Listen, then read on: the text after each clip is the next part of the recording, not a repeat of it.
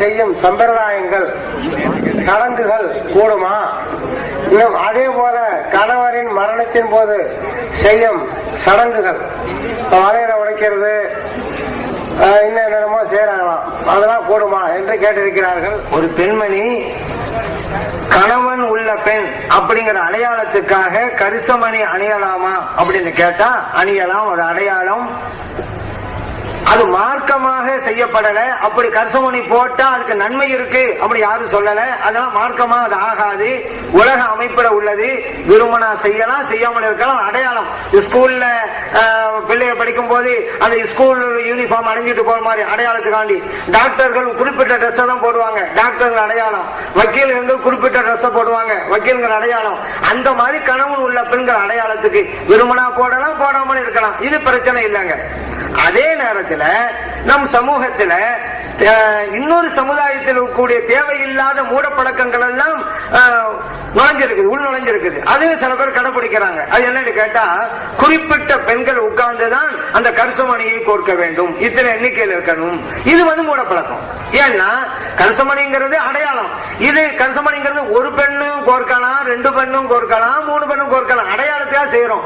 ஆனா இந்த இடத்துல இத்தனை பெண்கள் தான் இருக்க வேண்டும் என்றால் அங்கே மூடப்பழக்கம் வருகிறது. இங்க என்ன அடையாளம்? மூணு பேர் உட்கார்ந்து தயாரிக்கிறாங்கிறது என்ன அடையாளம் இருக்கு?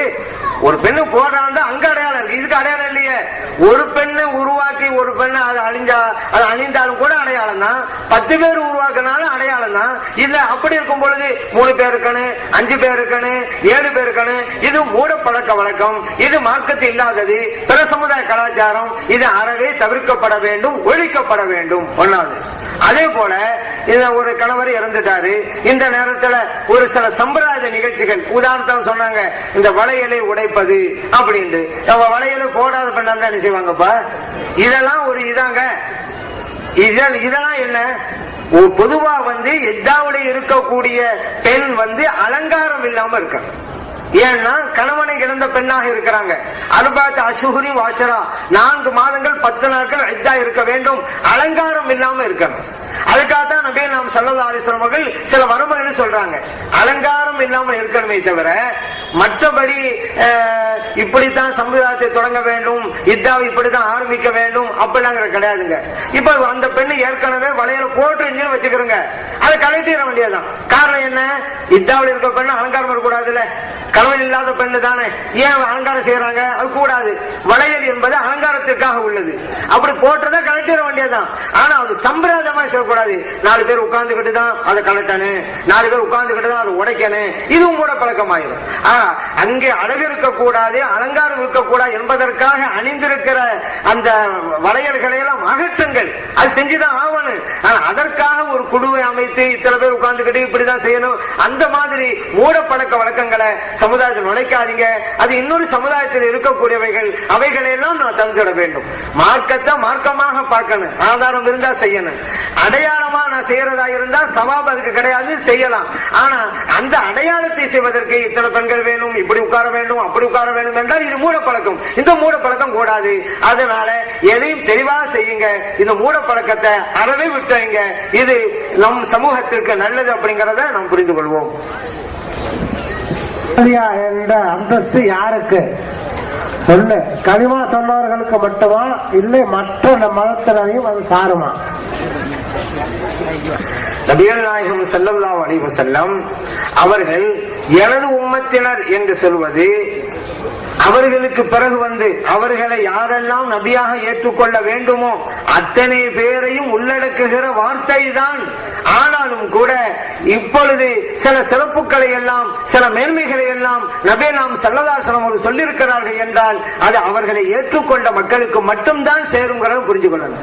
யார் இமாமாக ஸல்லல்லாஹு அலைஹி வஸல்லம் அவர்களை நபியாக ஏற்றுக்கொண்டிருக்கிறார்களோ அவர்களுக்கு தான், யார் ஈமான் கொண்டிருக்கிறார்களோ அவர்களுக்கு தான் இந்த சிறப்புகள் எல்லாம் சேரும். ஸல்லல்லாஹு அலைஹி வஸல்லம் அவங்களை ஒப்புக்கொள்ளல, அல்லாஹ்வை ஏற்றுக்கொள்ளல, குர்ஆனை நம்பல, அவங்களுக்கு இந்த சிறப்பு கிடையாது.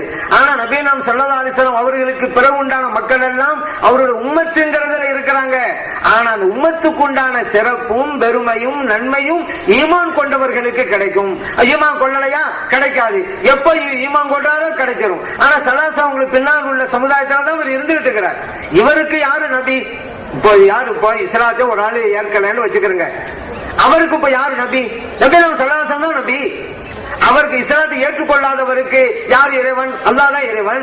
இஸ்லாத்தை ஏற்றுக்கொள்ளாதவருக்கு எது மதம்? இஸ்லாம் தான் மதம். அப்படி இந்த உம்மத்துல தான் இருக்கிறாரு. ஆனாலும் இந்த உம்மத்துக்கு உண்டான சிறப்பு கிடைக்குமா? கிடைக்காது. ஏன்? அவரு இஸ்லாத்துக்கு வரலையே, நம்பலையே, அல்லாஹ்வை ஏற்றுக்கொள்ளலையே, ஸல்லல்லாஹு ஒப்புக்கொள்ள, அதனால கிடைக்காது. ஆனா இந்த உம்மத்துங்கிற அந்த லிஸ்ட்ல இருக்கிறாரு. ஆனா உம்மத்துங்கிற பெருமைக்கு உள்ளாக மாட்டார். காரணம், அந்த பெருமையை அடைவதாக இருந்தால் நிபந்தனை ஈமான் கொண்டிருக்க வேண்டும். அந்த ஈமான் இல்ல, அதனால இந்த உம்மத்துடைய சிறப்பு அவருக்கு கிடைக்காதுங்கிறத நம்ம புரிஞ்சுக்கிறோம். ஈசால் சவாபு மௌத்தா போனவர்கள் மட்டும் செய்யலாமா, உயிரோடர்களுக்கும் செய்யலாமா? மௌத்தா போனவர்களுக்கு தான் போய் சேரும் அப்படின்னாக்கா, அப்ப ஷஹீதுகளுடைய நிலை என்ன? ஷஹீதுகள் அவங்க உயிரோட இருக்கிறத அல்லாஹ் சொல்றான். அதனால அவங்களுக்கு ஈசா சவாபு நாம செய்யலாமா, அது சென்று அடையுமா, இதுக்கு என்ன ஆதாரம், தலீல், இதை பத்தி கேட்டிருக்காங்க. அன்பானவர்களே, இறந்து போனவர்களுக்கு நாம் நல்ல காரியங்கள் செஞ்சு அது ஒரு நன்மையை சேர்ப்பிக்கிறோம். அதான் ஈசால் சவாபுங்கிறோம்.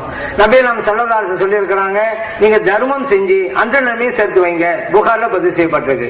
நபி நாம் ஸல்லல்லாஹு அலைஹி வஸல்லம் சொல்றாங்க, நீங்க ஹஜ் செஞ்சு அந்த நன்மையை சேர்த்து வைக்கலாம். புகார்ல பதிவு செய்யப்பட்டிருக்கு. நபி நாம் ஸல்லல்லாஹு அலைஹி வஸல்லம் சொல்றாங்க, நீங்க நோன்பு வைத்து அந்த நன்மையும் இறந்து போனவர்களுக்கு சேர்ப்பிக்கலாம். இந்த ஹதீஸும் புகார்ல இருக்குது. நபி நாம் ஸல்லல்லாஹு அலைஹி வஸல்லம் சொல்றாங்க, இக்ரவு யாசின் அலா மௌத்தாக்கும், உங்கள் மறைந்தவர்களுக்கு யாசின் சூராவை ஓதுங்க அப்படிங்கிறாங்க. அபூ தாவூதுல, இப்னு மாஜாவுல எல்லாம் பதிவு செய்யப்பட்டிருக்கு. இப்ப இதுல என்ன புரியுறோம்? இறந்து போனவங்களுக்கு ஒரு நல்ல காரியம் செஞ்சு அதை நன்மையை சேர்த்து வைக்கலாம். அப்படி எல்லாரும் தெரிஞ்சதுதான். இப்ப என்ன உங்க கேள்வி கேட்டிருக்கிறாங்க அப்படின்னா, உயிரா உள்ளவங்களுக்கும் இது சேர்த்து வைக்கலாமா? நம்ம ஏற்கனவே சொன்னது, இவங்க இந்த இமாம் ஷஹீத் ரஹ்மத்துல்லாஹி அலைஹி ரலியல்லாஹு அன்ஹு அவங்கள சொன்னாங்க. அவ இமாம் ஹசனா இருக்கட்டும் ரலியல்லாஹு அன்ஹு, இமாம் ஹுசைன் ரலியல்லாஹு அன்ஹு, யாராக இருக்கட்டும். இப்ப இவங்க அதே போல பத்ர் யுத்தத்துல ஷஹீதானவங்க இருக்கிறாங்க, உஹது யுத்தத்துல ஷஹீதானவங்க இருக்கிறாங்க. இப்ப இவங்க எல்லாம் ஹயாத்தா தானங்க இருக்கிறாங்க. அல்லாஹ் குர்ஆன்ல சொல்லிட்டான்ல, வலா தஹஸபன்னல்லதீன குத்திலு ஃபீ ஸபீலில்லாஹி அம்வாதா பல் அஹ்யாஉன். இந்த ஷஹீதானங்களுக்கு உயிர் கொடுத்தாங்கல்ல, இவங்க எல்லாம் மௌத்தா போனவங்க உண்டு, நீங்க உள்ளத்தால் கூட நினைக்காதீங்க, அவங்க ஹயாத்தா தான் இருக்காங்க. அல்லாஹ் சொல்லிட்டான், மையத்துக்கு தான் அனுப்பி வைக்கணும்னு சொன்னா இவங்க ஹயாத்தாவுல இருக்கிறாங்க, இவங்களுக்கு எப்படி நிலைமை சேர்த்து வைக்கிறது அப்படின்னு கேள்வி வச்சிருக்கிறாங்க. இப்போ ஷஹீதானாங்கல்ல, அவங்கெல்லாம் ஹயாத்தாக இருந்தாலும் இந்த உலகத்தை விட்டும் சென்றவர்கள். ஏற்கனவே நம்ம சொல்லி இருக்கிறோம். அப்ப ரெண்டா தான் நம்ம பிரிக்கணும். இந்த உலகத்தில் இருப்பவர்கள், இந்த உலகத்தை விட்டும் சென்றவர்கள். இந்த உலகத்தை விட்டும் சென்றவர்கள்ல நபிமார்கள் வலிமார்கள் ஹயாத்தா தான் இருந்துட்டு இருக்கிறாங்க. சுஹதாக்கள் மட்டுமல்ல, நபிமார்களும் ஹயாத்தா இருந்துட்டு இருக்கிறாங்க. நமது நாயம் ஸல்லல்லாஹு அலைஹி வஸல்லம் ஹயாத்தா தான் இருக்கிறாங்க. இப்ப ஸல்லல்லாஹு அலைஹி வஸல்லம் அவங்களுக்கு நம்ம ஈசா சவாபு செய்யத்தான் செய்யறோம். இப்ப ஸல்லல்லாஹு ஹயாத்தா தானே இருக்கிறாங்க. இப்ப எப்படி நம்ம பார்க்கணும்? இந்த உலகத்தில் இருப்பவர்கள், இந்த உலகத்தை விட்டும் சென்றவர்கள். அப்படி பாருங்க, இந்த உலகத்தை விட்டும் சென்றவர்களுக்கு நாம் ஈசால் சவாபி செய்யலாம்ங்கிறதுக்கு எல்லா ஆதாரமும் இருக்கு. இப்ப இந்த உலகத்தில வாழ்ந்துட்டு இருக்கிறாங்க, ஹயாத்தா இருக்கிறாங்க, இவங்களுக்கு ஒரு நல்ல காரியம் செஞ்சு நம்ம நன்மை சேர்ப்பிக்கலாமா? ஒரு ஆள் கேட்கிறாங்க, எங்க வாப்பா அம்மா இப்ப உயிரா தான் இருக்கிறாங்க, அவங்க உயிரா இருக்கும் பொழுதே அவங்க நல்ல காரியம் செஞ்சு நான் அவங்களுக்கு அனுப்பி வைக்கலாம்னு நினைக்கிறேன், அவங்களுக்கான தர்மம் செஞ்சு அந்த நன்மை என் வாப்பா அம்மாவுக்கு சேர்த்து வைக்கலாமா? இப்ப எங்க வாப்பா அம்மா உயிரா தான் இருக்கிறாங்க, அதனால இப்ப நான் ஒரு யாசின் ஓதுறேன்னு நினைக்கிறேன், அந்த யாசினை உயிரா இருக்கிற என் உம்மாவுக்கு நன்மை சேர்த்து வைக்கலாமா? உயிரா இருக்கிற என் வாப்பாவுக்கு அந்த யாசினுடைய நன்மையை சேர்த்து வைக்கலாமா அப்படிங்கறதும் கேள்வி. அதற்கு அவர் தான் கேள்வி வச்சிருக்கிறாங்க. இப்போ அப்படி சேர்த்து வைக்கலாம் என்பதற்கு ஆதாரம் இருக்கிறது. எப்படி இறந்து போனவங்களுக்கு, இந்த உலகத்தை விட்டு மறைந்தவர்களுக்கு நம்ம ஈசாதாவு செய்யறோமோ, உயிராக இருப்பவர்களுக்கு கூட ஒரு நல்ல காரியத்தை செஞ்சு அந்த நன்மையை சேர்த்து வைக்கலாம். இது எப்படின்னு கேட்டா, இப்ப எல்லாருக்கும் தெரிஞ்சதாங்க பத்ரி ஹஜ்ஜின்னு சொல்றோம். பத்ரி ஹஜ்ஜினா என்ன? ஒரு ஆளுக்கு வசதி வாய்ப்பு இருக்கும், ஆனா அவர்னால பயணம் செஞ்சு செஞ்சு ஹஜ்ஜை நிறைவேற்ற முடியாது. இப்ப இவர் என்ன செய்வாரு, ஒரு ஆளை கூப்பிடுவாரு, பணத்தை கொடுப்பாரு, எனக்காக நீங்க ஹஜ்ஜி செய்யுங்க பாரு. இவர் போய் ஹஜ்ஜெல்லாம் செய்வாரு. அவர் செய்யற அந்த ஹஜ்ஜ நன்மை யாருக்கு, இந்த பணம் கொடுத்து அனுப்பினாரு அவருக்கு தான். இப்ப ஒரு ஆளு வணக்கம் செய்யறாரு, அந்த நன்மை உயிரா இருக்கிற மனிதருக்கு வந்து சேருகிறது. பதிலே ஹஜ்ஜ உயிரா இருக்கிற மனிதருக்கு போய் சேருங்கிறதுக்கு இது அடையாளம் தான். செய்வது ஒருவர், அந்த நன்மை உயிரா இருக்கிற மனிதருக்கு கிடைக்கிறது. அதே போல பாருங்க, நபி நாம் ஸல்லல்லாஹு அலைஹி வஸல்லம் கடைசி ஹஜ் ஹஜ்ஜத்துல் வதாவுக்கு போறாங்க. இப்போ அந்த பதிலே ஹஜ் விஷயமா நான் சொன்னேன்ல, அந்த ஹதீஸ் வந்து உங்களுக்கு புகாரிலே பதிவு செய்யப்பட்டிருக்கிறது. ஏன்னா ஒரு பெண்மணி நபி நாம் ஸல்லல்லாஹு அலைஹி வஸல்லம் அவங்ககிட்ட வந்து, யா ரசூலல்லாஹ், என்னுடைய பாப்பாவுக்கு ஹஜ் கடமை வசதியா இருக்கிறாங்க, ஆனா அவங்க வாகனத்துல உட்கார்ந்து போக முடியாது, அதனால இப்ப அவங்களுக்காக நான் ஹஜ் செய்யலாமா அப்படின்னு கேட்கிறாங்க அந்த பெண்மணி. நபி நாம் ஸல்லல்லாஹு அலைஹி வஸல்லம் சொல்றாங்க, உங்க பாப்பாவுக்காக நீங்க பதில் ஹஜ் செய்யுங்க அப்படிங்கிறாங்க. இது புகார்ல பதிவு செய்யப்பட்டிருக்கிறது. அப்ப ஒரு பெண்மணி ஹஜ் செய்யறாங்க, அந்த நன்மை உயிராக இருக்கிற வாப்பாவுக்கு போய் சேர்க்கிறது. அப்ப இது அதே போலதான் நபி நாம் ஸல்லல்லாஹு அலைஹி வஸல்லம் ஹஜ்ஜத்துல் வதா கடைசி ஹஜ் செஞ்சாங்கல்ல, வந்தாங்க, வர்ற வழியில தங்குறாங்க. அங்க பல இடங்கள்ல இருந்து ஹஜ்ஜுக்கு வந்தவங்க எல்லாம் ஒவ்வொரு இடம் தங்கி இருக்கிறாங்க. அங்க ஒரு கூட்டம், அந்த கூட்டத்தில் இருந்த ஒரு பெண்ணு தன்னிட்ட இருந்த ஒரு குழந்தைய நபி நாம் ஸல்லல்லாஹு அலைஹி வஸல்லம் கிட்ட தூக்கி பிடிச்சு காட்டி, அலிஹாதா ஹஜ்ஜுன், யா ரசூலல்லாஹ், ஸல்லல்லாஹு அலைஹி வஸல்லம் அவர்களே, இந்த குழந்தைக்கு ஹஜ்ஜை நிறைவேற்றலாமா அப்படி கேக்குறாங்க. நபி நாம் ஸல்லல்லாஹு அலைஹி சொன்னாங்க, நஅம், இந்த குழந்தைக்காக ஹஜ்ஜை நிறைவேற்றலாம், வலக்கி அஜ்ருன், அந்த குழந்தையினுடைய ஹஜ்ஜின் நன்மை தாயாரான உனக்கு உண்டு அப்படிங்கிறாங்க நபி நாம். இதன் அடிப்படையில ஒருவருடைய அமல் உயிரா இருக்கிற இன்னொருவருக்கு போய் சேரும் அப்படிங்கறத இந்த ஆதாரமாக கொண்டுதான் உயிரா இருக்கிறவங்களுக்கு நல்ல காரியம் செஞ்சு அந்த நன்மையை சேர்த்து வைக்கலாம் அப்படிங்கறத இது மூலம் புரிஞ்சுக்கணும். மவுத்து கொண்டு போன பிறகு அந்த கூட்டுதுவா செய்யலாமா, இன்னும் முசாஃபா வாங்கலாமா? இப்போ கூட்டு துவா ஓதலாமா கேட்டிருக்கிறாங்க. அது பொதுவா மௌத்துக்கு பிறகு மையத்தை அடக்கம் செஞ்ச பிறகு கேட்டுக்கிறாங்க. அப்போ நம்ம கூட்டு துவா செய்யத்தான் செய்யறோம், வீடுகள்லயும் கூட்டு துவா செய்யறோம், 5 நேர தொழுகைகளையும் கூட தொழுகைக்கு பிறகு கூட்டு துவா செஞ்சுக்கிட்டு தான் இருக்கிறோம். இப்ப இதுவெல்லாம் நடந்துகிட்டு தான் இருக்குது. அப்ப கூட்டு துவாண்டா என்ன அப்படின்னு நம்ம புரிஞ்சுக்கிறோம். கூட்டு துவாண்டா இப்ப நடைமுறையில அப்படி ஒரு பேர் வச்சிருக்கிறாங்க கூட்டு துவாண்டு. ஆனா நீங்க ஷரியத்துல பாத்தீங்கன்னாக்கா கூட்டு துவா அப்படின்னு ஒரு வார்த்தையெல்லாம் கிடையாதுங்க. இன்றைக்கு இருக்கக்கூடிய மதப்பு வேண்டாம் என்று சொல்லுகின்ற சில கூட்டத்தினர்கள் கூட்டு துவா அப்படின்னு ஒரு வார்த்தை இவங்க உருவாக்கினே தவிர குர்ஆன்லயே ஹதீஸ்லயே கூட்டு துவா அப்படிங்கிற ஒரு வார்த்தையெல்லாம் வரலங்க. இவங்க எதுக்கு இந்த வார்த்தையை வச்சுக்கிட்டு இருக்காங்க அப்படின்னு கேட்டா, ஒருவர் துவா செஞ்சு இன்னொருவர் ஆமீன் சொன்னான்னு வச்சுக்கிறீங்களேன், கூட்டு துவா அப்படி இவங்க பேர் வச்சிருக்கிறாங்க. ஆனா ரெண்டுமே அல்லாஹ்ட்ட கேட்கறதாங்கிறத மறந்துட்டாங்க, ஏன்னா அர்த்தம் தெரியாதனால. சரிங்க, ஒருவர் துவா செய்யறாரு, மற்றொருவர் ஆமீன் சொல்றாரு, இதுதானே கூட்டு துவான்னு இப்ப சொல்றாங்க. இதுக்கு மார்க்கத்துல உண்டா? உண்டு. தொழுகையிலும் உண்டு, தொழுகைக்கு வெளியிலும் உண்டு. ஆனா கூட்டு துவாவை இல்லன்னு மறுக்கக்கூடியவங்க கூட்டு துவா ஷரியத்துல இல்லங்க, விஜயத்துங்க அப்படி சொல்லிட்டு இருக்கிறாங்க. ஆனா இப்படி சொல்லக்கூடியவர்கள் ஒவ்வொரு தொழுகையிலும் கூட்டு துவா செஞ்சுக்கிட்டே இருக்கிறாங்க. எப்படின்னு கேட்டா, இமாம் வந்து வலல்லாலின் முடிப்பாரா, எல்லாம் ஆமீன்ங்கிறது. அப்ப தொழுகையில கூட்டு துவா செஞ்சுட்டாங்களா இல்லையா? இவன் இஹ்தினஸ் ஸிராத்தல் முஸ்தகீம் என்று இமாம் ஓதுறாங்க, எனக்கு நேரிய வழியை காட்டுவாயாக என்று இமாம் வந்து துவா ஓதிக்கிட்டே வர்றாங்க. வலல்லாலின் துவா முடித்த உடனே இந்த கூட்டு துவா வேணாம் என்று சொல்லுகின்ற வஹாபிகள் எல்லாம் ஆமீன் அப்படி சொல்லிவிட்டாங்க. அப்ப தொழுகையில கூட்டு துவா செஞ்சுவிட்டு தொழுகை இது கூட்டு துவா ஷரியத்திலே இல்லை பித்அத் அப்படின்னு சொன்னா, அப்ப தொழுகை ஷரியத்தில் இருக்கா இல்லையா? தொழுகை ஷரியத்துல இருக்குன்றாலே கூட்டு துவாவும் ஷரியத்தில் இருக்குன்னு அர்த்தம். ஏன் அந்த கூட்டு துவா தொழுகையில் இருக்குதுல்ல? கூட்டு துவா ஷரியத்துல இல்லைன்னா தொழுகை ஷரியத்தில் இல்லைன்னு வந்துரு. அப்ப எப்படி இவங்க கேள்வி கேட்கணும்? கூட்டு துவா தொழுகையில் இருக்கிறது, தொழுகைக்கு வெளியிலே செய்யறோமே அதுக்கு ஆதாரம் இருக்கிறதான்னு கேட்கணும். இப்ப கேள்வியே தப்பா புரியுறாங்கன்னு வழங்கி போச்சு. இன்னொன்னு, தொழுகைக்கு வெளியிலே இருக்கா? இருக்குது. நபி நாம் ஸல்லல்லாஹு அலைஹி வஸல்லம் சொல்றாங்க, லா யஜ்தமிஉ மலஉன், ஒரு இடத்திலே ஒரு கூட்டம் ஒன்று கூடி ஃபயதுஉ பாதுஹும், அவர்களில் ஒருவர் துஆ செய்ய, வயுஅம்மினுல் ஆகர், மற்றவர்கள் ஆமீன் சொன்னால், இல்லா அஜாபஹுல்லாஹ், அந்த துஆவை அல்லாஹ் அங்கீகரிக்கிறான். சுப்ஹானல்லாஹ், சுப்ஹானல்லாஹ். தபரானியிலே ஹாக்கிமிலே பதிவு செய்யப்பட்டிருக்கு.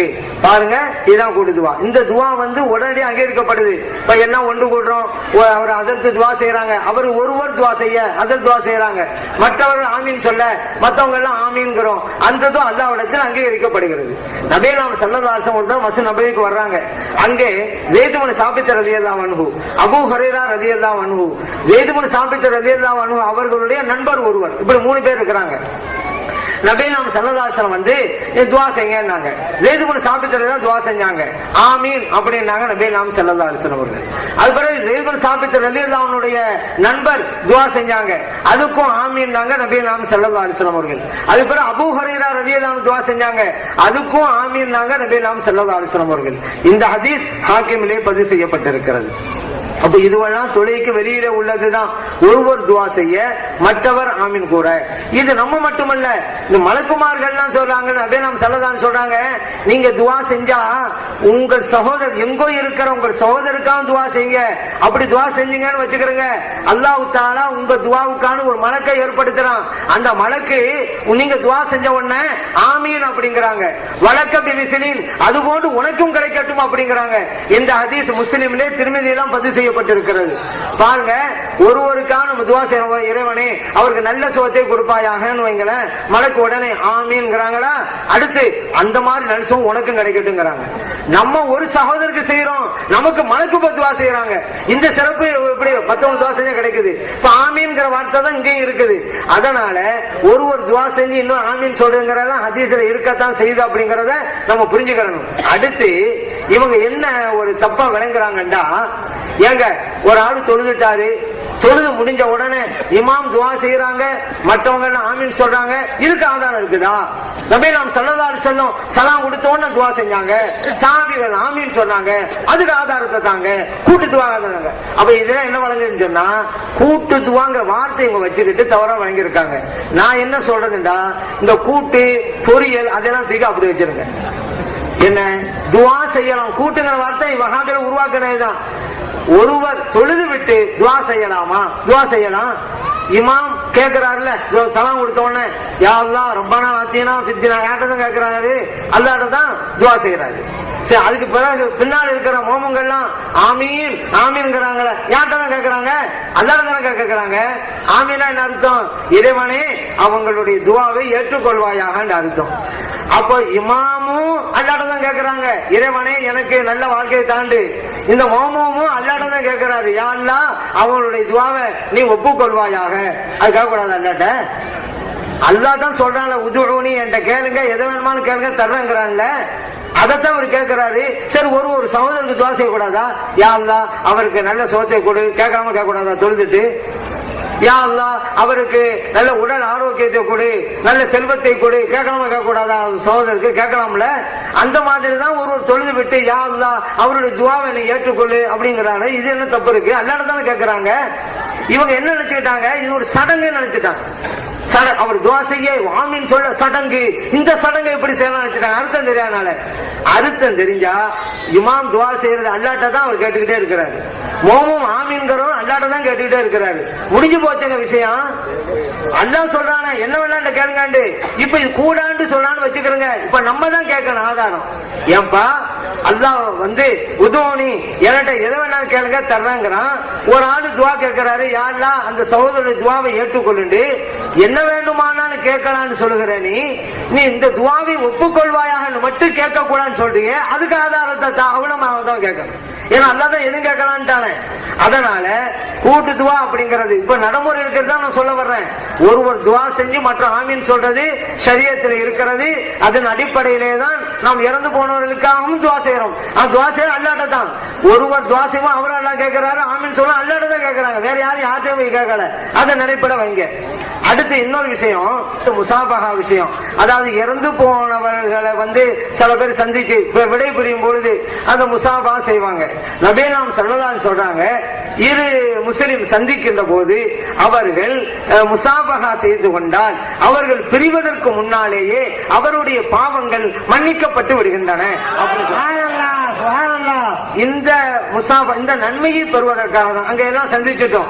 இப்ப விடைபெரிய போறோம், அதுக்கான முசாபா பண்ணிட்டு நம்ம விடைபெறுகிறோம். ஆனா யாருக்காக நம்ம வந்தோமோ அவருக்காக தான் விடைபெறியணும். ஏன்னா அங்க உதாரணத்துக்கு நம்ம மையத்துல உறவினர்களுக்கு தான் முசாபா செய்வோம். ஏன் நம்ம அந்த ஒன்று கூடியது யாருக்காக தான்? மையத்துக்காக தான். அப்ப மையத்திட்ட நம்ம விட சொல்லிட்டு போக முடியாது. அப்ப மையத்துல உறவினர்கள்ட்ட தான் நம்ம விட சொல்லணும். ஒரு ஆறுதலும் அவங்களுக்கு கிடைக்கும். ஏன்னா நம்ம ஸல்லல்லாஹு அலைஹி வஸல்லம் அவர்கள் இறந்து போனவர்களுக்கு ஆறுதல் சொல்லி இருக்கிறாங்க. அவ அந்த உறவினர்கள் கவலையில் இருக்கிறாங்க, அவர்களுக்கு ஒரு ஆறுதல் வார்த்தை தான் நம்ம முசாபா செய்யறது. அந்த செயல் மூலமாகவே அவர் மனசெல்லாம் குளிர்ந்து போகும். இது ஸல்லல்லாஹு அலைஹி வஸல்லம் முசாபா பண்ண சொல்லி இருக்கிறாங்க. சந்திக்கும் போது முசாபா பண்ணுங்க. அதுக்காக இங்க தாங்கிறது இல்ல, அப்புறம் வணங்கிட கூடாது. ஏதோ முசாபா அப்படின்னு சொன்னா இந்த மையத்தை எடுத்து வந்து அங்க கலையும் பொழுது மட்டும்தான் சரி வைக்க கூடாது. எப்பவெல்லாம் நம்ம சந்திக்கிறோமோ, பள்ளிவாசல் சந்திச்சாலும் சரி, மதரசாவில் சந்திச்சாலும் சரி, எங்க சந்தித்தாலும் ஒரு முஸ்லிம் சந்திக்கின்ற போது நம்ம முசாபா செய்யலாம். அது சில பேர் ஒரு கை தான் கொடுக்கணும், ஒரு கை தான் கொடுக்கணும் அப்படின்னு சொல்லுவாங்க. புகாரிலேயே புகார் ரஹ்மத்துல்லாஹி அலைஹி அவர்கள் அல் முசாபஹா பில் யதைனி, இரு கைகளை கொண்டு முசாபா செய்வது அப்படிங்கிற பாடத்தையே போட்டு ஹதீஸ கொண்டு வந்திருக்கிறாங்க. ஒரு சஹாபி ஸல்லல்லாஹு அலைஹி வஸல்லம் அவருடைய கைகள் இரண்டு கைகளுக்கு மத்தியிலே கை கொடுத்ததாக அவங்க அறிவிக்கிறாங்க. அந்த அது புகார் இடம் பட்டிருக்கு. அதனால நம்ம ரெண்டு கையா கொடுக்கிறது நல்லது, ரெண்டு கையில் கொடுக்கிறது இருக்குது, ரெண்டு கையால் கொடுக்க இந்த காலகட்டத்தில் நல்லது. ஏன்னா ஒரு கை கொடுக்கிறதுங்கிறது இன்னொரு சமுதாயத்தில் கலாச்சாரமா இருக்கிறது. மேற்கத்தியவாதிகள் கிறிஸ்தவருடைய கலாச்சாரமா இருந்ததுக்கு ஒரு கை. ஆனா நமக்கு ரெண்டு கை கொடுக்கறதுனால கிறிஸ்தவ சமுதாயத்துக்கு முரண்பட்டு நடக்கணுங்கிறதுனால ரெண்டு கையா கொடுக்கிறது நல்லதுங்கிறத நம்ம புரிஞ்சுக்கணும். சுன்னத்து என்ற வார்த்தை சஹாபாக்கள் காலத்தில் இல்லை, அது இப்ப சுன்ன ஜமாத்தினால் உருவாக்க கொள்ளப்பட்டது என்று விளக்கம் நல்லது. இப்போ நம்ம சுன்ன ஜமாத்துன்னு சொல்றோம்ல, சஹாபா பெருமக்கள் காலத்துல இந்த சுன்ன ஜமாத்துன்னு ஒரு கூட்டம் இருக்கவா செஞ்சிச்சு? அந்த பேர் அப்ப இருந்துச்சா? இப்ப எப்படி அந்த பேர் வந்துச்சு அப்படின்னு ஒரு கேள்வியை வச்சிருக்கிறாங்க. இந்த பேர் எப்படி வந்துச்சுன்னு கேட்டா, நபிலாம் ஸல்லல்லாஹு அலைஹி வஸல்லம் சொல்றாங்க, தஃப்தரிகு உம்மத்தி அலா ஸலாசின் வ ஸபஈன், என்னோட உம்மத்தினர்கள் 73 பிரிவினர்களாக பிரிவார்கள். குல்லுஹும் பின்னார், எல்லாம் நரகத்துக்கு தான் போவாங்க. எல்லாம் மில்லத்தன் வாஹிதா, ஒரு கூட்டத்தை தவிர. நபிலாம் ஸல்லல்லாஹு அலைஹி வஸல்லம் அவங்ககிட்ட சஹாபா பெருமக்கள் கேட்டாங்க, மாறிய யார சொல்லலாம், ஒரு கூட்டம் தான் சொர்க்கத்துக்கு போகும் நீங்களே, அது என்ன கூட்டம்? நபிலாம் ஸல்லல்லாஹு அலைஹி வஸல்லம் சொன்னாங்க, மா அன அலைஹி வ ஸஹாபி, நானும் எனது தோழர்களும் எந்த பாதையில் இருக்கிறோமோ அந்த பாதையை தேர்ந்தெடுத்தவர்கள் என்று சொல்லலாம் சொன்னாங்க. இந்த ஹதீஸ் திர்மிதியில பதிவு செய்யப்பட்டிருக்குங்க. அதன் அடிப்படையிலே தான் நபிகள் நாயகம் ஸல்லல்லாஹு அலைஹி வஸல்லம் அவர் சொன்ன இந்த ஹதீஸினுடைய அடிப்படையிலே தான் சுன்ன ஜமாத்ங்கிற வார்த்தை பிறந்தது. ஏன்? வெற்றிக்குரிய கூட்டம் எது என்று ஸல்லல்லாஹு அலைஹி வஸல்லம் அவர்கள் அறிமுகப்படுத்தும் பொழுது நல்லா இங்க கவனிக்கணும், குர்ஆன் ஹதீஸை பின்பற்றக்கூடியவர்கள் சொல்லல. ஏன் தெரியுமா? அப்படி சொல்லி இருக்கலாம் ஸல்லல்லாஹு அலைஹி வஸல்லம். இன்னைக்கு இருக்கிற எல்லா வழிகட்ட கூட்டமும் நாங்களும் குர்ஆனை தான் பின்பற்றோம், நாங்களும் அதிகப்படுத்தோம் சொல்லிட்டு இருக்காங்க. அப்ப இதுக்கு அளவுகோல இருக்காத, எந்த கூட்டம்னு கண்டுபிடிக்க முடியாத. அதான் நபிலாம் ஸல்லல்லாஹு அலைஹி சொல்றாங்க, மான அலைஹி, நான் செல்கிற பாதையை தேர்ந்தெடுத்தவர்கள் சொல்லிட்டாங்களா? அடுத்து சொல்றாங்க, அஸ்ஹாபி, எனது தோழர்கள் செல்கின்ற பாதையை தேர்ந்தெடுத்தவர்கள் அப்படின்ட்டாங்க. ஏன்னா இங்கதான் பிரச்சனை வருது. வழித்தவழி இயக்கங்களே பாருங்க, இன்னைக்கு குர்ஆன் ஹதீஸ் ஃபர்ஸ்ட் மதவுக்கு தான் வேணாம்ட்டாங்க. தமிழ்நாட்டுல 80 உருவான போது மதவுக்கு வேணாம், அவங்க அந்த நேரத்துல சஹாபியெல்லாம் ஒப்புக்கொள்ளலான்ட்டாங்க. இப்ப என்னன்ட்டாங்க, சஹாபியரும் வேணாம், அந்த விளக்கம் தேவையில்லை அப்படின்ட்டாங்க.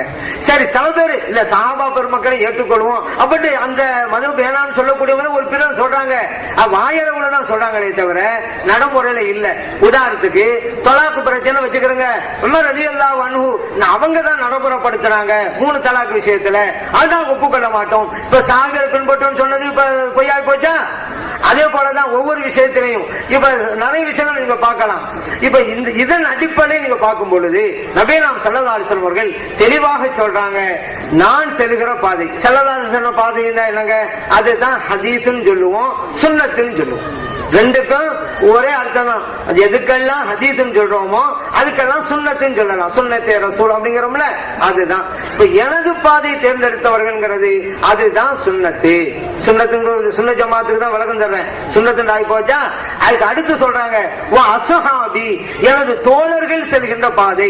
தோழர்கள் என்பவர்கள் ஜமாஅத்து. அதற்காகத்தான் ஸல்லல்லாஹு அலைஹி வஸல்லம் வெற்றி பெறும் கூட்டம் சொன்னது நான் செல்கிற பாதை சுன்னத், என் தோழர்கள் ஜமாத்து சஹாபா. அதை ஷார்ட்டா ஜமாத்துங்கிறோம்.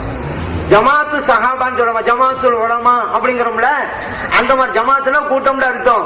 ஜமாத்து சஹாபாவை ஷார்ட் பண்ணி, எப்படி மதீனத்து நபியை இன்னைக்கு மதீனாண்டு வந்துச்சுல, அதுக்கு முன்னால எஸ்ரிபு தானே பேரு. அது பிறகு மதீனா திரும்பி மக்கள் சொன்னாங்க ஸல்லல்லாஹு அலைஹி வஸல்லம் குடியேறிய ஊருண்டு, கடைசி நபிங்கிற போய் மதீனா. அந்த மாதிரி ஜமாத்து சஹாபா ஷார்ட்டுக்காக சஹாபாங்கிற போய் ஜமாஹா. அப்ப ஸல்லல்லாஹு அலைஹி வஸல்லம் சொன்னாங்கல்ல நான் செல்கிற பாதை சுன்னத், என் தோழர் செல்கிற பாதை ஜமாத். அதான் சுன்னத் ஜமாத். வெற்றிக்குரிய கூட்டம் சுன்னத் ஜமாத் நம்ம சொல்லிட்டு. அஸ்ஸலாமு அலைக்கும் வரஹ்மத்துல்லாஹி வபரகாத்துஹு. நபிகள் நாயகம் ஸல்லல்லாஹு அலைஹி வஸல்லம் அவர்களுக்கு மறைவான ஞானம் இருக்கிறது என்று சொல்கிறீர்கள். அப்படி சொல்லும் பொழுது ஆயிஷா ரலியல்லாஹு அன்ஹா அவர்களுடைய அவதூறு சம்பவம் ஏற்பட்டது இல்லையா? அப்பயே நபிகள் நாயகம் ஸல்லல்லாஹு அலைஹி வஸல்லம் அவர்களுக்கு அவர்கள் தூய்மையானவர்கள் என்று அவங்க அறியல. இன்னமும் சொல்ல போனா அவங்க அல்லாஹ் வஹி வர்ற வரைக்குமே நபிகள் நாயகம் ஸல்லல்லாஹு அலைஹி வஸல்லம் அவங்க அதே நிலையில தான் இருந்தாங்க. அப்ப அவங்களுக்கு மறைவான ஞானம் இல்லையா? நபிகள் நாயகம் ஸல்லல்லாஹு அலைஹி வஸல்லம் அவர்களுக்கு அல்லாஹ்வுடைய வசனம் இறங்குற வரைக்கும் அறியதானே. அப்படி இருக்கும்போது மறைமுக ஞானம் அவர்களுக்கு உண்டு அப்படின்னு எப்படி சொல்றீங்க? மறைமுக ஞானம்னு ஒண்ணு இருந்திருந்தா ஆயிஷா சித்திகா ரலியல்லாஹு அன்ஹா அவர்கள் மீது வீண்பழி சுமத்தப்பட்ட நேரத்துல அந்த கலங்கத்தை நபிகள் நாயகம் ஸல்லல்லாஹு அலைஹி வஸல்லம் அவர்களே துடைச்சிருக்கலாமே, ஏன் அமைதியா இருந்தாங்க? அது அவங்களுக்கு தெரியாதனாலதானே அவங்க அமைதியா இருந்திருக்கணும் அப்படிங்கிற ஒரு கேள்வியை தான் அந்த சகோதரி வச்சிருக்கிறாங்க. நல்ல ஒரு கேள்வி வணங்கணும். ஒருவர் ஒன்றை செய்யாததுனால இதுதான் காரணம் என்று நாம் முடிவுக்கு வரக்கூடாது.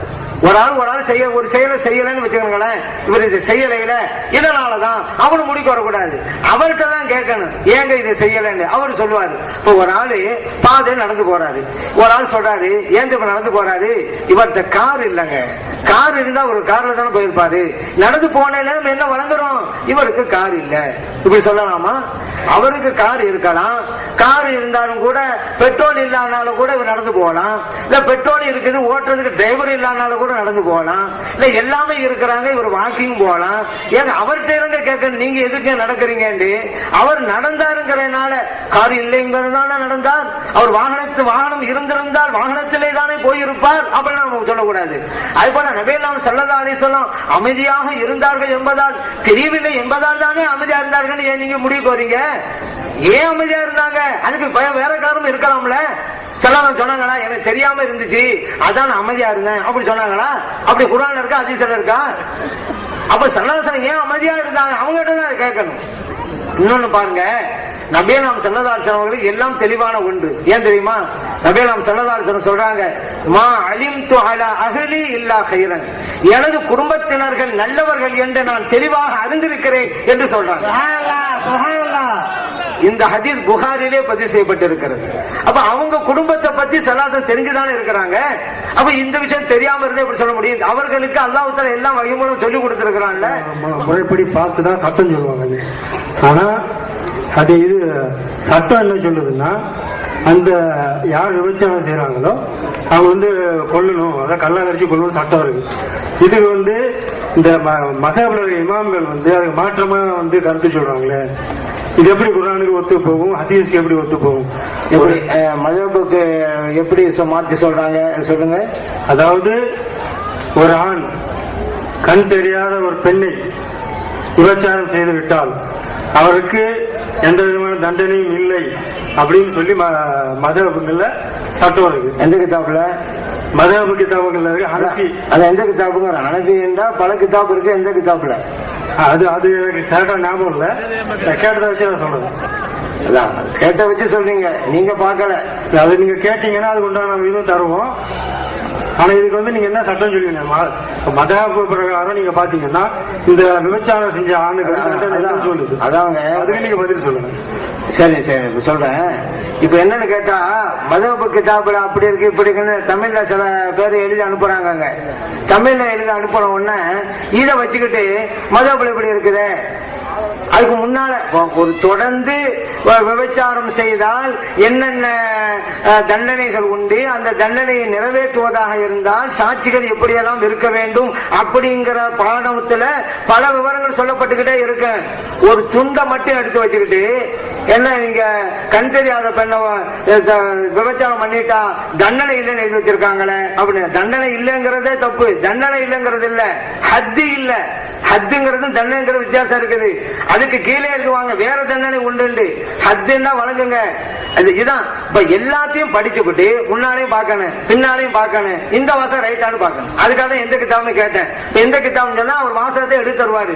அப்ப அந்த வாசகத்தையே நான் உங்களுக்கு படிச்சு காமிப்பேன். அந்த ஒவ்வொன்னா படிச்சு பார்த்து வரும்பொழுது இவர் சொன்ன மேட்டு வரும்பொழுது இது சட்டம் அப்படிமா அதெல்லாம் வழங்கும். இவங்க என்ன செய்யறது, அவங்க கொடுக்கறவங்க அப்படித்தான். இப்ப ஜினாவுடைய அந்த சட்டம் அவசியமாவதற்கு என்னென்ன சொல்றாங்களோ அது எல்லாத்தையும் எடுத்து கொடுக்கறது இல்ல. எல்லாத்தையும் மொழிபெயர்த்து கொடுத்து அது இடையில வாசியம் கொடுத்தா இந்த இளைஞரும் கூட இது என்னங்க தப்பு இருக்கு அப்படின்னு தான் சொல்லுவாங்க. அங்கிட்டு விட்டுறது இங்கிட்டு விட்டுறது, தண்டனை இல்லை அப்படி மட்டும் முடிச்சுக்கிறது. இதை இவங்க அது எந்த இருக்க பாருங்க, எல்லாம் கரெக்டா சொல்லிக்கிட்டே வருவாங்க. அப்ப எல்லாத்தையும் எடுத்தாதான் அது வாதமா அமையும். இதாமையும் ஒரு துண்டை மட்டும் எடுக்கலாமா? இப்ப ஒரு ஆளுக்கு ஒரு துண்டை எடுத்தாரு என்ன, குர்ஆன் எல்லாருக்கும் நல்லதுதான் சொல்லுது நல்லதுதான் சொல்லுது அப்படிங்கிறீங்க. ஆனா நாத்தக்கருபு சொலாத்த வந்தும் சுகாரா அப்படி மட்டும் தானே இருக்குது. நீங்க போதையோடு இருக்கும் பொழுது தொழாதீங்க, அப்ப தொழுகிற நேரத்திலும் குடிக்காதீங்கன்னு தானே இருக்குது. அப்ப மத்த நேரத்திலும் குடிக்கலாமான்டா விளங்குறது. அப்ப துண்டு துண்டா எடுத்துக்கிட்டு தான் வரக்கூடாது. குர்ஆனை ஃபுல்லா படிச்சாதான் இப்படி ஒரு இடத்துல இருக்கிறது. முற்றிலுமாக தடை செய்யப்பட்ட வசனம் இன்னமல் ஹம்ரு வல் மைசூர் வன்சம் இன்னொரு இடத்துல இருக்குன்னு தெரியும். நீங்க ஒரு துண்டை மட்டும் இப்ப குர்ஆனே கூடாதுன்னு ஒரு நாள் வாதிக்கிறான்னு வைங்க, இந்த வசனம் மட்டும் எடுத்துட்டு வந்துட்டாரு. வந்துட்டு பாத்தீங்களா தொழுகிற தாங்க குடிக்க முடியாதாங்கிறாரு. நம்ம என்ன சொல்லுவோம், சரிதாங்க அவ்வளவு சொல்லுவோம். என்னப்பா ஒரு துண்டை எடுத்து வந்திருக்க இன்னொரு இடத்துல பார்க்கணும்னு சொல்லுவோமா? அந்த மாதிரிதான் மதபடி சட்டங்கள்லாம். நீங்க என்ன செய்யணும், விபச்சாரத்துக்கான தண்டனைகள் மதுஹபுல என்னென்ன சொல்றாங்களோ அது கடைசி வரைக்கும் படிங்க. நீங்க ஆட்சேபத்துக்குரிய வாசனம் இருந்து அது சரியில்லைன்னு சொன்னா அதுங்க எடுத்து வைக்கணும். நீங்க முன்னாலே படிக்காம உங்களுக்கு தரப்பட்ட மட்டும் வச்சுட்டு கேள்வி கேட்கறீங்க. அதே போல பாருங்க, இப்படி அறுவரையா எல்லாமே கேள்வி கேட்கலாம். குர்ஆனே கூடான்னு வர முடிவு பண்ணிட்டான்னு வைங்க, அவர் என்ன செய்வார் தெரியுமா? இந்த மூசா அலைஹிஸ்ஸலாம் ஹிதர் அலைஹிஸ்ஸலாத்துடைய சம்பவத்தை கொண்டு வந்துருவாரு. ஏன்னா அங்க ஹிதர் அலைஹிஸ்ஸலாம் ஒரு குலாம் ஒரு சிறுவரை கொலை செஞ்சிருந்தா இருக்குது. மூசா கேட்கிறான் என்னங்க பண்றீங்க?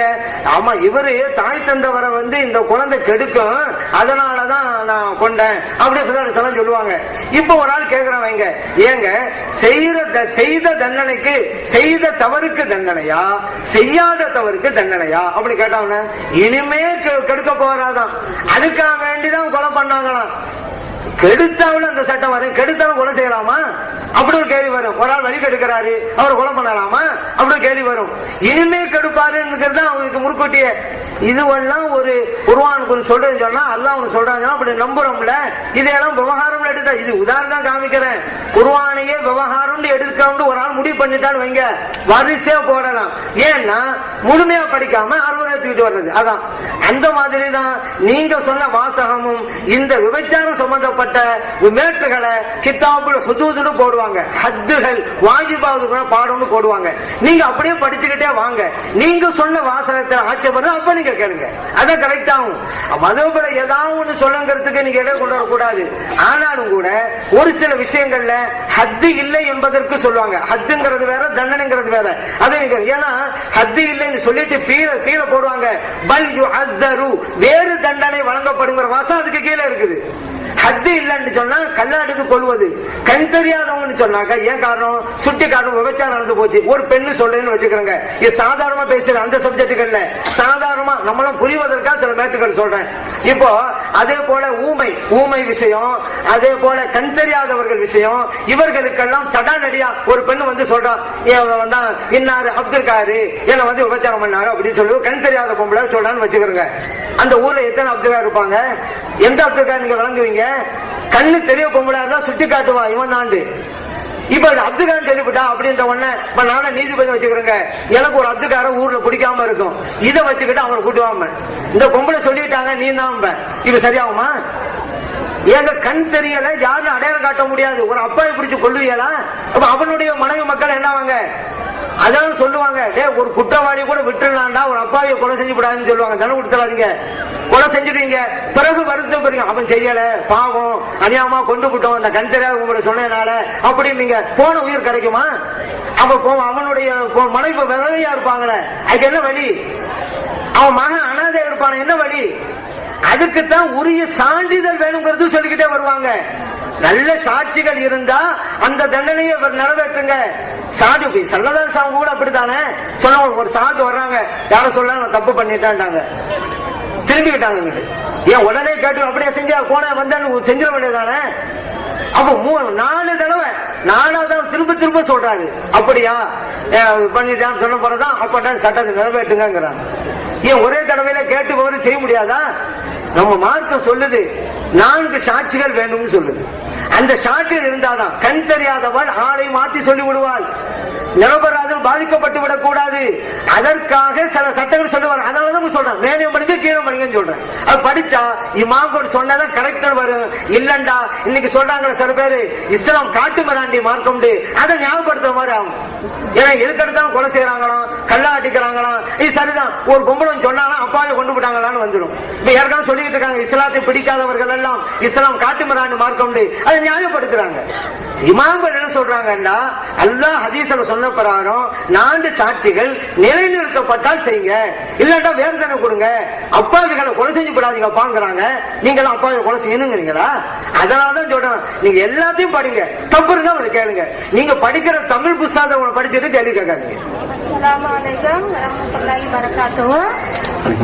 நீங்க இப்ப சொன்னீங்க ஒரு இமாம் 8 ரகாயத் தொழுகலாம் ஈது தொழுக அப்படின்னு சொல்லிட்டு, ஒரு இமாம் 12 ரகாயத் தொழுகலாம் தக்பீர் கட்டணும்னு சொல்லிட்டு, அப்ப எந்த இதை பின்பற்றுறது? 12 பின்பற்றணுமா இல்ல 8 பின்பற்றணுமா?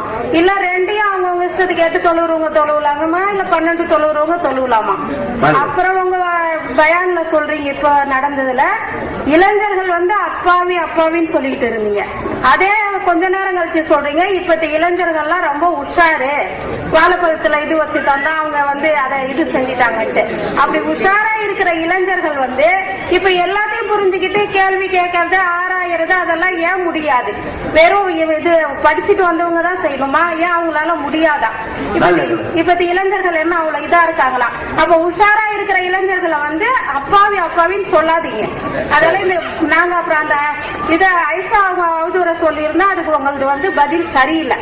இன்னும் அதுக்கு விளக்கமா கொடுக்குவோம். இதுக்கும் விளக்கம். ஒரு கேள்வியை கேட்டு கொடுத்தீங்க, அதுக்கு பதில் சொல்றதுனால அடுத்த சொல்லிட்டே போல எதுக்கு பதில் சொல்லுவாங்க.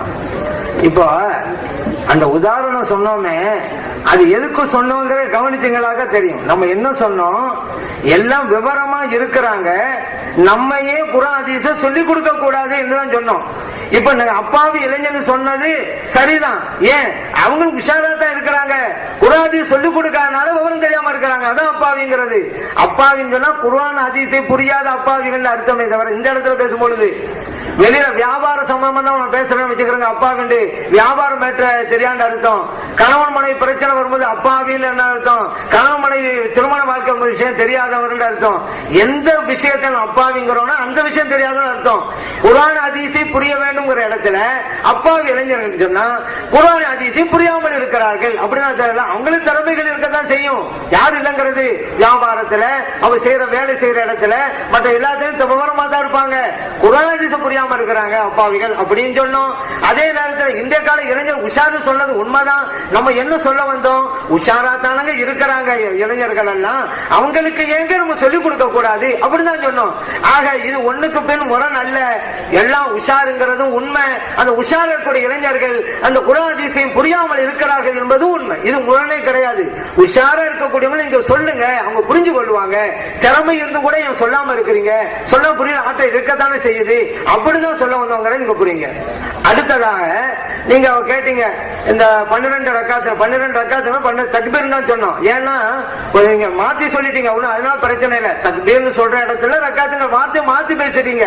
இது இயற்கை தான், எல்லாருக்கும் வார்த்தை மாறத்தான் செய்யும், அது நம்ம குற்றம் சொல்ல முடியாது. இப்ப நம்ம 2 ரக்காத்து தான் தொழுகிறோம் பெருநாள்ல, 12 தக்பீர்கள் சொல்றோம், 7, 5. இது ஷாஃபி மதஹப் திரும்பி தான் பதிவு செய்யப்பட்டது. ஹனஃபி மதஹபா இருந்தாக்கா எக்ஸ்ட்ரா 3, மொத்தத்துல 4. அதே போல 2 ரக்காத்துல 4. இது அபூதாவுல இருக்குன்னு சொன்னோம். மதுஹபுங்கிறது ரெண்டு ஹதீஸை தான் எடுத்து பின்பற்றுகிறார்கள் அப்படிங்கிறதுக்கு தான் இது உதாரணமா சொல்லப்பட்டது. உங்க கேள்வி என்னன்னு கேட்டா, ரெண்டு ஹதீஸ் இருக்கும் பொழுது எந்த ஹதீஸை நாம் எடுப்பது அப்படின்னு கேட்டுக்கிறீங்க. இந்த இமாம் இந்த ஹதீஸை எடுத்தாங்க, அந்த இமாம் அந்த ஹதீஸை எடுத்தாங்க அப்படின்னு கேள்வி வச்சுங்க. இது சரியான கேள்வி. ஏன்னா இந்த இமாம்கள் எல்லாம் ஹதீஸை பார்க்கறாங்க, ஆய்வு செய்யறாங்க. எப்படி ஆய்வு செய்வாங்க? ஒன்று ராவிகளுடைய அந்த வரிசை பிரகாரம் ஆய்வு செய்வாங்க. அந்த அறிவிப்பாளர் வரிசை எப்படி இருக்கிறாங்க, சரியா இருக்கிறாங்களா இல்லையா அப்படிங்கிற ஒரு ஆய்வு. இன்னொரு ஆய்வு என்னன்னு கேட்டா, நபீலாம் ஸல்லல்லாஹு அலைஹி வஸல்லம் அவர்கள் ஆரம்பமா என்ன செஞ்சாங்க, கடைசியாக என்ன செஞ்சாங்க அப்படிங்கிற ஒரு ஆய்வு.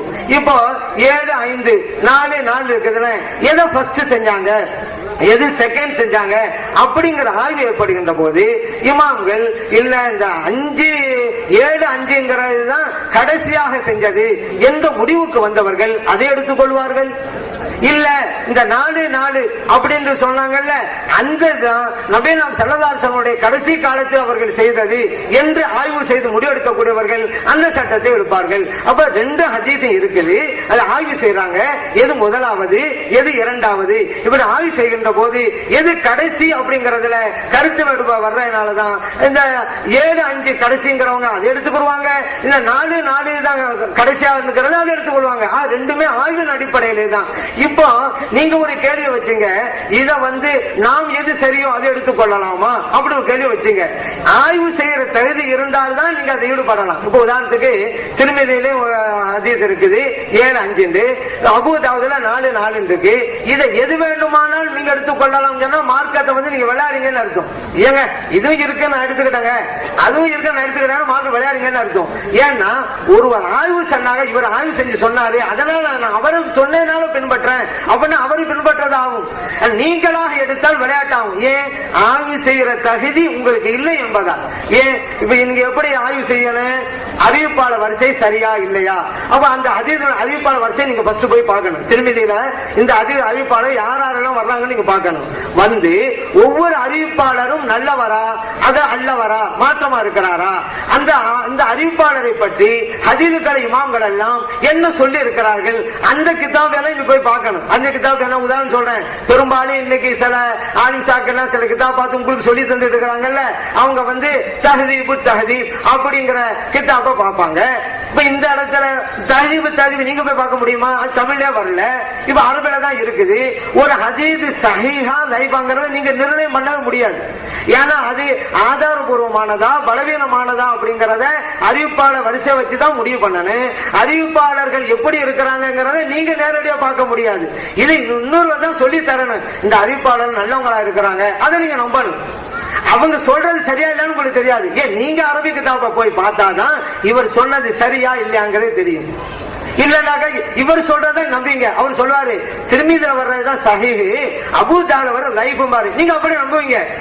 அவ்வளவுதான். அப்ப நீங்களும் மதபுல தான் இருக்கிறீங்க. இந்த காலத்து ஆலிம்சாவுடைய ஒரு கருத்தை பின்பற்றிட்டு இருக்கிறீங்க. நீங்க எந்த மதபையும் சாராமல் குர்ஆனை ஆய்வு செய்து பின்பற்ற வேண்டுமானால் நீங்கள் நேரடியாகவே இந்த ஹதீஸ் சஹீஹா லைஃபாங்கிறத ஆய்வு பண்ண வேண்டும். அதுக்கு அறிவிப்பாளர் வரிசை நீங்க ஆய்வு பண்ணணும். அதுக்கு அரபிக் கிதாபை தான் நீங்க பார்க்கணும். தமிழ்ல வரவே இல்லை. இப்ப நீங்க என்ன செய்வீங்க? அதனால இல்ல என் கருத்துக்கு இது நல்லதாப்பட்டது அதனால எடுத்தேன், அப்ப மார்க்க விளையாட்டா போச்சு. அதனால ஆய்வு செஞ்சு சொல்லக்கூடியவங்க எடுத்துக்கொள்ளுங்க. இன்றைக்கு யாராவது ஒரு ஆள் சொல்றாரு திருமதியில் அவர்கள் ஹதீஸ் தான் எடுக்கணும், அது சரியான ஹதீஸ் அப்படியே சொல்றாரு 7, 5 அது நீங்க எடுத்தீர்களானால் நீங்களும் ஒரு மதஹபில் தான் இருக்கிறீர்கள். நான் மதவங்க வார்த்தை யூஸ் பண்ணாம இருந்தா ஒரு கூடாரத்தில் இருக்கிறீர்கள் அப்படின்னு வரும். காரணம் என்ன? அவங்க சொல்றாங்க சைடு நம்புறீங்க. அவங்க சொன்னது கரெக்டா இல்லையான்னு உங்களுக்கு எப்படி தெரியும்? இப்ப நான் சொல்றேன் அவங்க சைடு சொல்றத நான் வாய்ப்புங்கிற பலவீனம்ங்கிறேன். நீங்க சொல்றீங்க நீங்க சொல்ல ஒப்புக்கொள்ள மாட்டோம்னு சொல்லுவீங்க. இப்ப இதை என்ன வழங்குது? ஒரு ஆளை தான் நீங்கள் பின்பற்றி வழங்குது. ஆனா எதை வேண்டுமானாலும் நீங்கள் எடுக்கலாம் அப்படிங்கிற முடிவுக்கு வரக்கூடாது. எது சரியோ அதை எடுக்கலாம், அந்த உரிமை உங்களுக்கு இருக்கிறது. ஆனால் ஆய்வு செய்யற தகுதி இருந்தால் உண்டு. அந்த தகுதி இப்போதைக்கு இருக்கக்கூடியவர்களுக்கு, அது உங்களுக்கு மட்டுமல்ல, உங்களுக்கு யார் சொல்லி தந்திருக்காங்களோ அவர்களுக்கே இல்லை என்பதுதான் எங்களுடைய வாதம். அதனால அந்த தகுதி இருந்தால் செய்யலாம்ங்கிறத புரிஞ்சுக்கிறோம். ஆயிஷா சித்திகா ரலியல்லாஹு அன்ஹா அவர்கள் விஷயத்துல நபியலாம் ஸல்லல்லாஹு அலைஹி வஸல்லம் அவர்கள் அமைதியாக இருந்தார்கள், தெரியாததால் அல்லங்கிறதுக்கு குறைந்தபட்சமாக 2 ஆதாரத்தை நான் எடுத்து வச்சேன். தெரியாம இருந்தனாலதான் அமைதியா இருந்தாங்கன்னு யாராவது சொன்னா அதுக்கு ஆதாரம் வைக்கணும், குர்ஆனையோ ஹதீஸோ ஆதாரம் வைக்கணும். ஸல்லல்லாஹு அலைஹி வஸல்லம் அமைதியா இருந்தது அவங்களுக்கு தெரியல, இந்த பாருங்க ஆயத்து, இந்த பாருங்க ஹதீஸ்ன்னு சொன்னா அந்த வாதம் கரெக்ட் ஆகும். நபியலாம் ஸல்லல்லாஹு அலைஹி வஸல்லம் அமைதியா இருந்தது தெரியாததால் அல்ல, அவங்களுக்கு இந்த விஷயம் தெரியத்தான் செய்யுங்கிறதுக்கு நம்ம சும்மா சொல்லல, ஆதாரம் வச்சோம். ஒண்ணு புகாரில் வந்த ஹதீஸ் ஆதாரமா வச்சோம். மா அலிம்து அலா அஹ்லி இல்லா ஹைரன், எனது குடும்பத்தின் விஷயத்தில் நான் நல்லதைத்தான் அறிந்து வைத்திருக்கிறேன், புகார் இருக்குது. அப்ப இதுல ஆயிஷா சித்திகா ரலியல்லாஹு அன்ஹா அவங்களும் நல்லவங்க தான் அறிஞ்சு வச்சிருக்கான்னு சொல்லி இருக்கிறாங்க, நம்ம ஹதீஸின் அடிப்படையில உங்களுக்கு சொல்லி இருக்கிறோம். அதே போல குர்ஆனில் அல்லாஹ் சொல்றான் நல்ல ஆண்களுக்கு நல்ல பெண்கள் தான் அமைய வேண்டும் என்று. அப்படியானால் நபிக்கு ஒரு நல்ல பெண்ணை தான் அல்லாஹ் அமைத்து கொடுத்திருப்பான் இந்த வசனத்தினுடைய கூற்றின் மூலம். அப்படிங்க அவனுக்கு வசனத்தை எடுத்து வைத்தோம். அவர் ஸல்லல்லாஹு அலைஹி வஸல்லம் அவர்களுக்கு தெரியும் ஆயத்தையும் ஹதீஸையும் வச்சு நம்ம சொல்லி இருக்கிறோம். ஆனா ஸல்லல்லாஹு அலைஹி வஸல்லம் அவர்களுக்கு தெரியாததால அமைதியா இருந்தார்கள் என்பதற்கு எந்த ஆயத்தும் கிடையாது, எந்த ஹதீஸும் கிடையாது. அப்படிங்கும் போது சரியான கருத்து இல்ல அப்படின்னு சொல்லக்கூடாது. ஏன்னா ஆதாரத்தின் அடிப்படையில் உங்களுக்கு சொல்லப்பட்டிருக்கிறது.